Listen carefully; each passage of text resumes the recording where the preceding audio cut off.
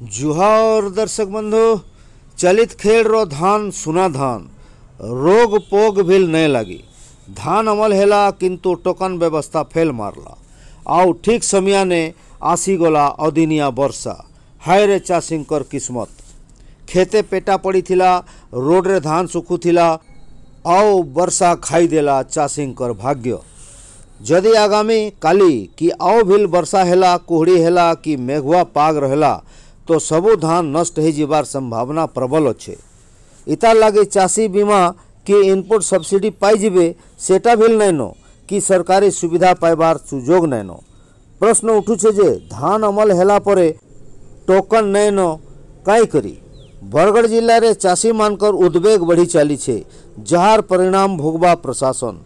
तो देखा जाऊ आगामी दिने प्रशासन केन पदक्षेप नौछे कि चाषी केन दिख के जाऊ छन।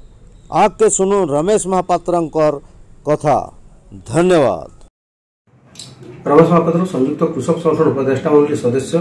आज बरगढ़ जिले में लघुचाप जनित वर्षा चाषी मान मेरुदंड के दुहले दी कहले किसी अत्युक्ति न है।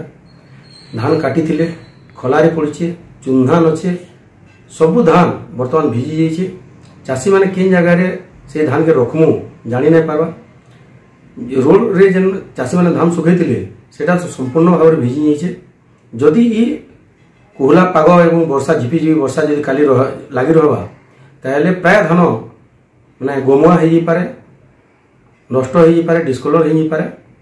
तो सरकार जेन चाषी मैंने धान अमल है से टोकन नहीं देले, मंडी के ठीक भाव में जार कार्ड नाइन से प्रवेश करवा लगे अनुमति नहीं देले, जार फल कि चाषी मैंने बाध्य किए रास्ता पकाला कि खलारे पकाला धान ये अवस्था अच्छे। से सब धान भिजी जाइए और बर्तमान से लगे इनपुट सब्सिडी इंश्योरेंस देवार कौन सी विधि व्यवस्था नाइन। क्षति चाषीर सरकार तार ऊपर कौन सी आईन नहीं बन एंता गोटे आईन बन जो अमल धान भी चाषी बिक्री कर नहीं पार्बा। परिस्थिति भारी गंभीर।